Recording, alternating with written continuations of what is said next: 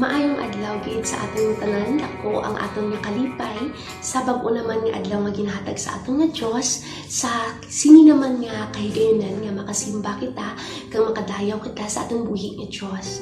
Sa piyak sa gihapon sa crisis nga ginaatubang naton, takos sa gihapon nga pagadayabon kag pagkaalagaran ng atong buhi nga Dios.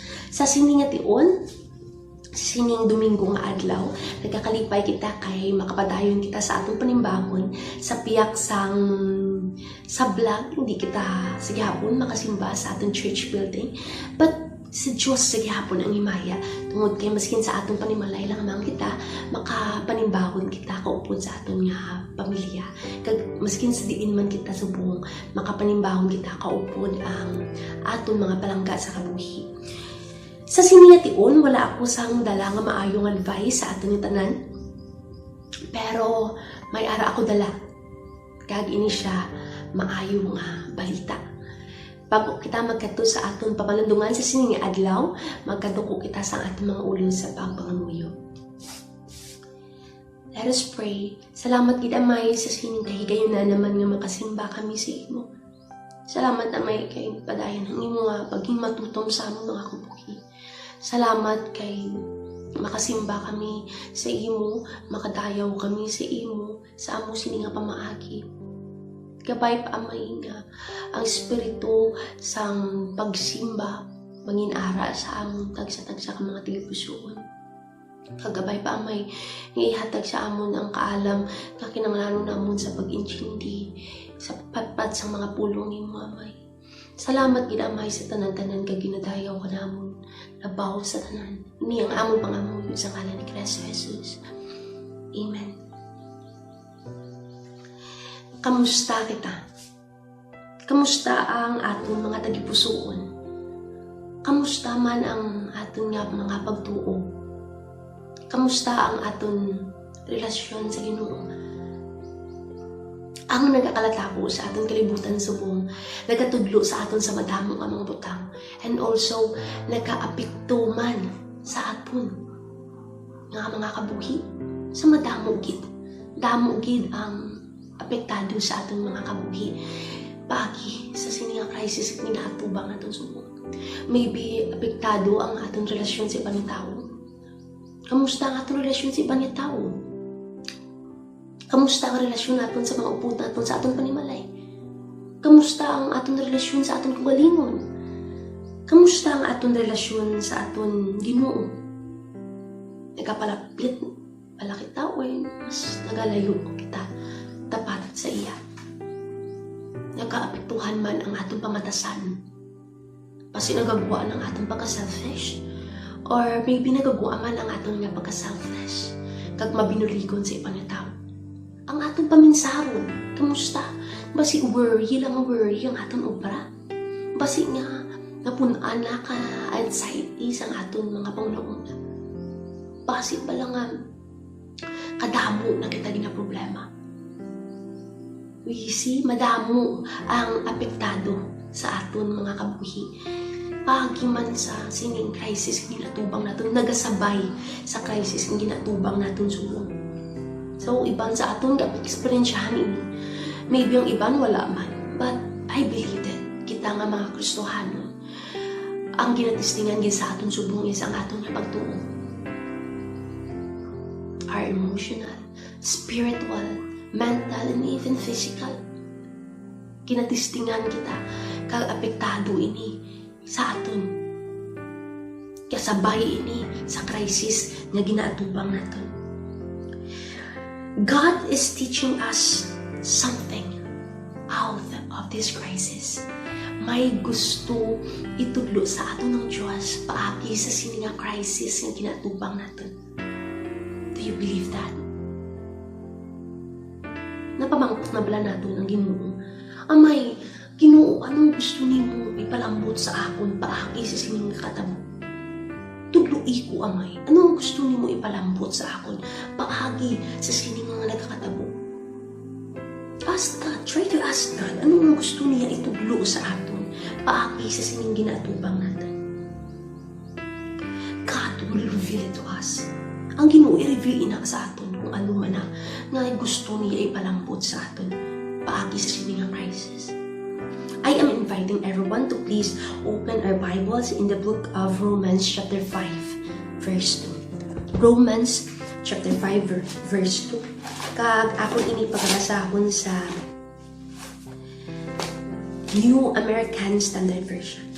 Again, Romans 5, 1-2. And it says, "Therefore, having been justified by faith, we have peace with God through our Lord Jesus Christ, through whom also we have obtained our introduction by faith, in which we stand and we exalt in hope of the glory of God." Amo ini ang pulong sa Diyos, kabay pa nga pakamayukon niya kita kag salamat gid sa pag-upod sa akon sa pagbasa sa ini. We as Christians, being the bondservant of Christ, being a bondservant of God, we are considered as frontliners. Sikat gid subong mga frontliners, no? But we as Christians, I believe that we can also be considered as frontliners. Sa sininga mga tinion, kita dapat yung mga Kristohanon ang mas dapat prayerful. Kita dapat yung mga Kristohanon ang dapat nga mas nag-encourage sa iba niya tao. Kita nga mga Kristohanon ang mas dapat nga nag-worship sa Diyos. Kita nga mga Kristohanon ang dapat nga mas mag-proclaim sa pulong sa Diyos. Hindi lang ang atong pastor. Hindi lang atong pastor ang kinanglan mag-double time, but we, all of us, tanan kita, aton ini, part naton ini. We are all frontliners. And the world needs us. The world needs worshipers. The world needs those who intercedes. The world needs Christians sa sini ng mga tiniun sa tunga sa aton ginatubang na crisis. Because we have this tagline, may ara kita tagline, kita ng mga Christians. Ang atong tagline is being justified by faith. Being justified by faith. You are justified by faith. I am justified by faith. Ginpakamatarong kita paagi sa pagtuo kay Jesus. We are justified by faith. Ara na kita kay Kristo. Kay tungod ara na kita kay Kristo, wala kita dapat kadrokan. Gatubang kita subong sa crisis. Ara kita kay Kristo, tapos may kinakulbaan ka. We as Christians, wala kita dapat ikulbaan. Well, normal ang makulbaan kita, masubaan kita, o kung ano man ang patsukulatan. But we are Christians.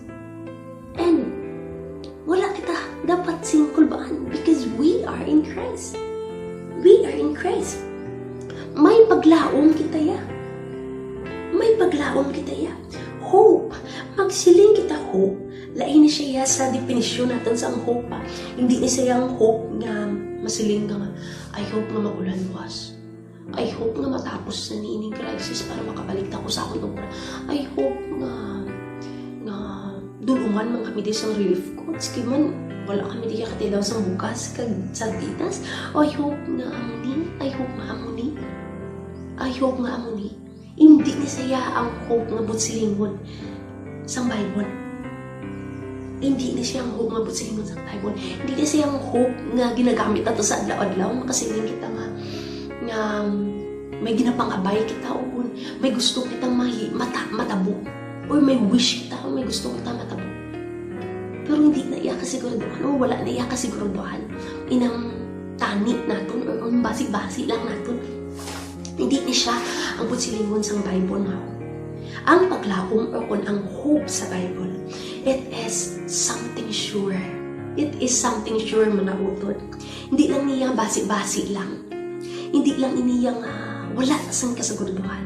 Pero sa luwat ang paglaom sa Bible, may kasiguraduhan.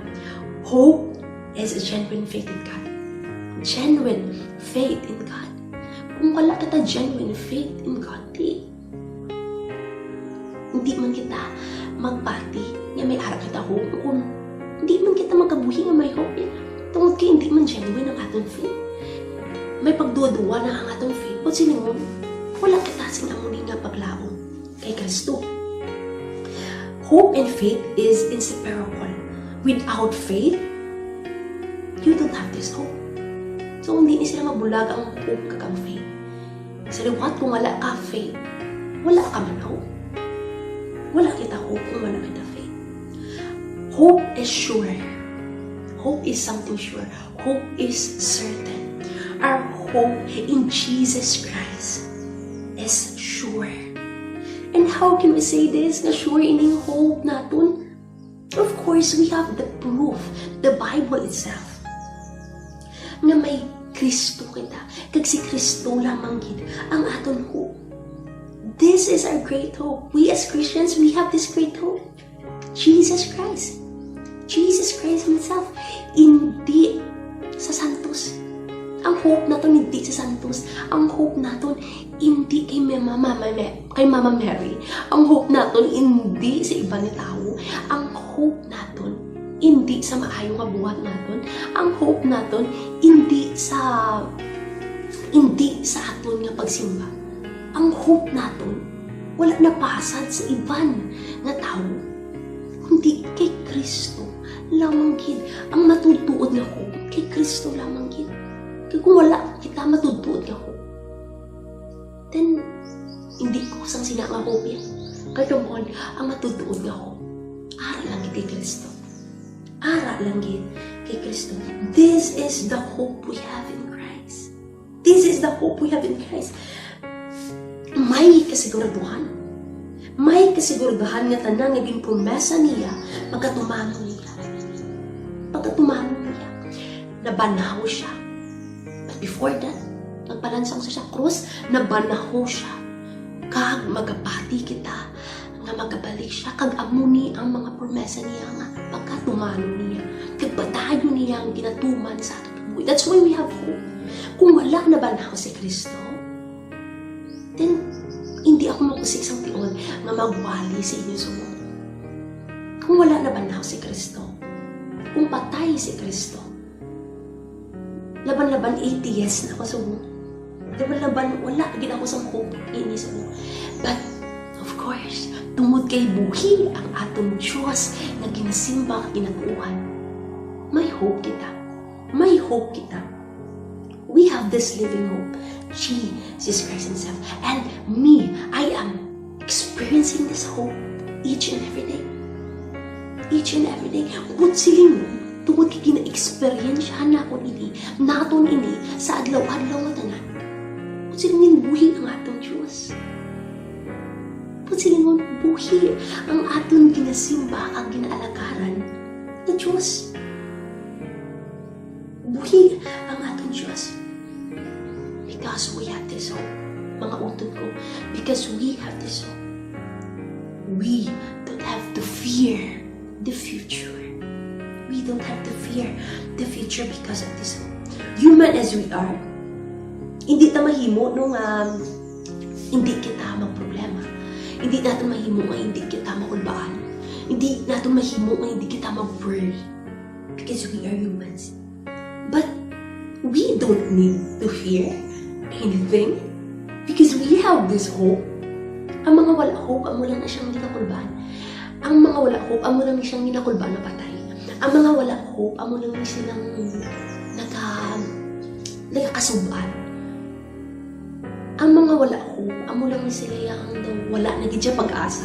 Wala na nato ang tao nga wala pag-asa. Ano kung makita man na sa iya mismo kabuhi. Sa siniyati on luyang nakon nga mag-remind sa atong tanan sang mga benepisyo kung ara na kita kay Kristo. Tungod kay may hope kita. Tungod kay may Kristo kita. May mga benepisyo ina. Samtang ari kita nakakabuhi sa kalibutan. Aguman na itong inang benepisyo nga ina. Kag mangin ara ina sa gihapon sa aton as na magbalik si Kristo. Grabe no may benepisyo gali kung hala na kita kay Kristo. So, hindi lang niya benepisyo nga wala ka siguraduhan. Kaya may mga benepisyo wala ka siguraduhan. But this hope we have in Christ, may benepisyo sa aton ng mga Kristohanon. Paul, as the writer of this book of Romans, has convinced us that the only way to salvation, kung si Paul pa, the only way to salvation is to be justified by grace through faith in Jesus Christ. Amo na sila ni Paul. And first benefit we have is the peace. First, we have the peace. Peace. If you are in Christ, you have peace. You have peace. Romans 5:1, having justified by faith, we have peace with God. We have peace with God through our Lord Jesus Christ.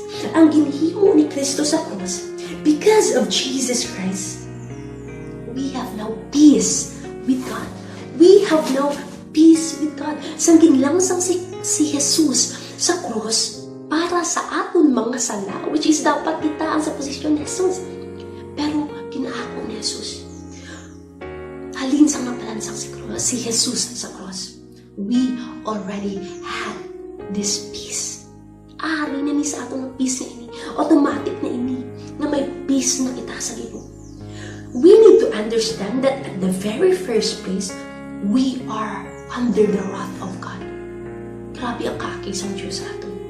Hindi iyang Diyos sa aton yan. Tungod kay makasasala kita. Hindi gusto ang Diyos sa aton.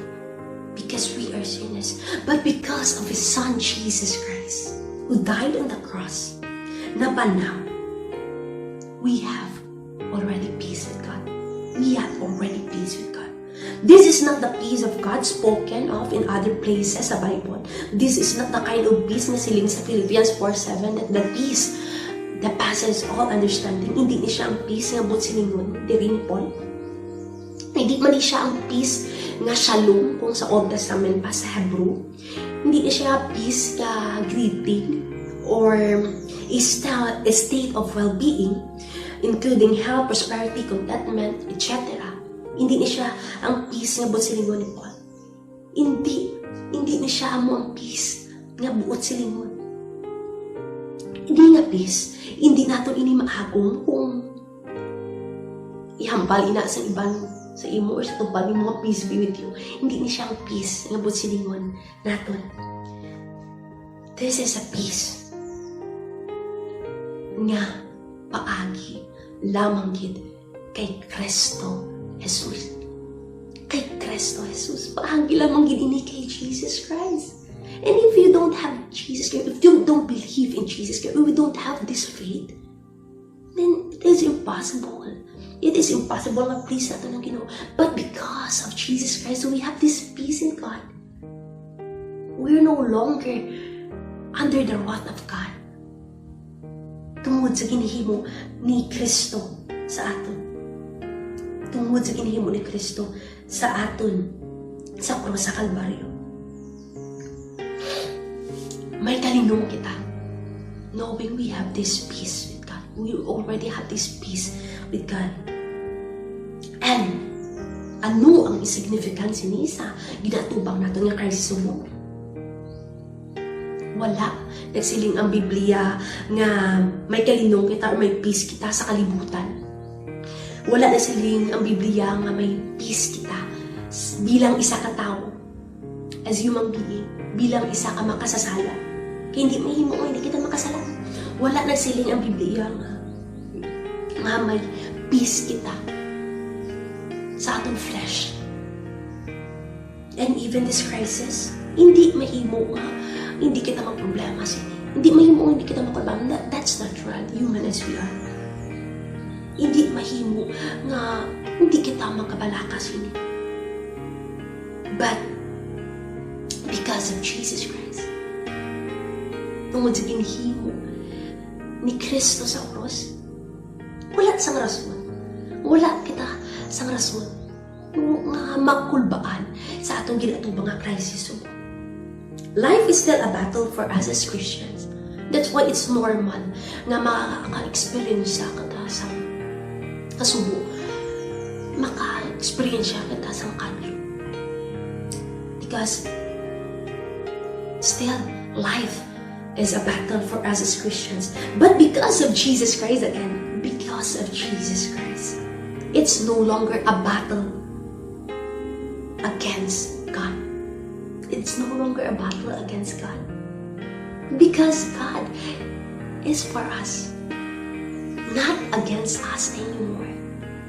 Not against us anymore. And no one can snatch us in God's hands. This crisis can snatch us in God's hands. Anong man ang matabo bas, anong man matabo subo, anong man matabo karon, anong man matabo sa masunod na mga inadlaw, God is still God. Kag sige hapon, Ginoo naton siya. Aton siya. Kag iya kita. No one can snatch us in His hands.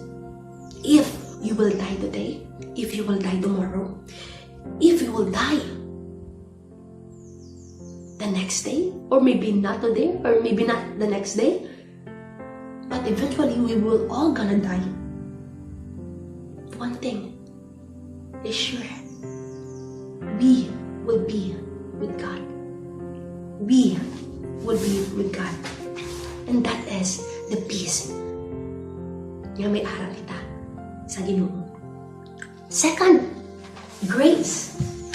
Grace. In God's undeserved, unmerited favor. Amo ni siya mo silingon sang grace. Undeserved, unmerited favor sang Ginoo. The grace of God. Amo ni siya ang isa pa ka benepisyo sa aton ng mga Kristiyano. Ang kaluwasan na agom na naton. We are in our presence standing before God. Hindi lang niya sang umpisa sa aton kabuhi bilang isa ka sa Kristiyano nga ginuwas kita ni Kristo. Kundi nagapadayon ini sa aton mga kabuhi subong, buwas, kag hasta mo balik si Kristo. Amo na siya ka-effective ang grace. We have access by faith into this grace in which we stand. Ang grace nga naagom naton in which we stand tungod kay Jesus magkapabilin. Wala sing may makasiparara sa aton sa sining nga grace. Wala sing may makasiparara sa aton sa sining nga gugma sa Ginoo sa aton. Wala. Tungod kay ari na ni sa aton. Ari na ni sa aton. Benepisyo na naton ini hasta mag-abot si Kristo. Wala sing makasiparar sa aton sa gugma sa Ginoo. Wala sing may makapapag-o sang ulo sang paminsaron sang Ginoo. Sang ginhimo ni Kristo para sa aton. Wala sing may makasiparar sa aton sa grasya sang Ginoo. Kag amo ni siya ang siling sang Romans 8:38 to 39. Kag pagabasahon ako, luyang na akong pagabasahon sa inyo sa hiligay niyo. Romans 8:38 to 39. Kaya na siguro ko gid nga wala sing may makapamulag sa aton sa gugma sang Dios nga iya ginpakita paagi kay Kristo nga aton Ginoo. Bisan pa ang kabuhi diri ukon ang kamatayon, ang mga anghel ukon ang mga demonyo, ang nagakalatabo subong ukon magakalatabo sa palabuton, ang mga may gahom, ang mga ara sa ibabaw ukon sa idalom sa kalibutan, ukon bisan ano pa nga mga butang nga gintugas ang Dios hindi makapahamulag sa aton sa iya gugma. Wow! Kanami isang promesa sang Ginoo sa aton. Wala sing may makapahamulag sa aton sa iya gugma. Mga utod ko, wala sing may makasiparar sa aton sa sining gugma sa Ginoo sa aton. Wala gid. Hindi ang ini nga crisis ang makapabulag sa aton sa gugma sa Ginoo. Hindi ang masakit, hindi ang kaimulong, hindi ang maski ano pa ang katalagman, mga utod. Imagine, ikaw ang Kristohan. Isa ini sa mga benepisyo niyo. Isa ini sa mga benepisyo natin. Gani magkabuhi kita nga madinalag kung tungod kidaog na kita. Magabuhi kita sa bugay sang Ginoo. Instead of worrying, sabi ako sa atubang na itong subong, instead of worrying, start worshiping. Instead of being depressed, start praising. Imbis nga magproblema, magpangamuyo. Imbis nga magpangasubo, magkalipay. Kaya may hidakong kita nga sa kanya magkalipay. Buhi ang atong Diyos ang kinalagaran. May hope kita. Again, may hope kita. Wala kita sang dapat ikahadlo. Tungod kay may hope kita, kag-ara kita kay Kristo. Ano man ang matabo sa aton, ara kita kay Kristo. Kag hindi ina magabago. Mga utod ko sa Ginoo, amo ini ang luyag ipalampot sa aton sa Ginoo sa silingit. May paglaom kita. May paglaom kita. Sa piyak sang ginaagyan nato, may paglaom kita. May Kristo kita. Sa piyak sang ginatubang naton sa sining nga kalibutan, pag-atubangon pa naton, madamo pa. May paglaom kita. May paglaom kita. Daw ano bala inakatahong utod ko, may paglaom kita. Ang tao nga wala paglaom. Wala man sa kasiguraduhan ang kabuhi. But we, as Christians, we have this hope. Then we are sure na may kabuhi kita. Na wala sing katapusan, kaupod kay Kristo. Ang peace naton sa Ginoo, kag ang nagapabilin nga grace, sa diin paagi man mismo kay Kristo, magkapabilin ninang sa aton. Mangin ara ina sa aton. Ara na sa aton. Basta nga magbalik siya liwat sa aton. Gani mga utod ko sa Ginoo. Sa piyak man sa ginatubang naton subong. Amo ini ang maayong balita. Magpangabuyo kita. Magsimba kita. Magdayaw kita sa gihapon sa aton Diyos. Kag magkalipay kita. Magkalipay kita. Nga may paglaom. Tungod kay utod ko. May paglaom kita. May Kristo kita. Amo ini ang pulong sa Ginoo. Kabay pa nga ang pagpakamaayo niya mangin yara sa aton. Subong kag asta sa palabuton.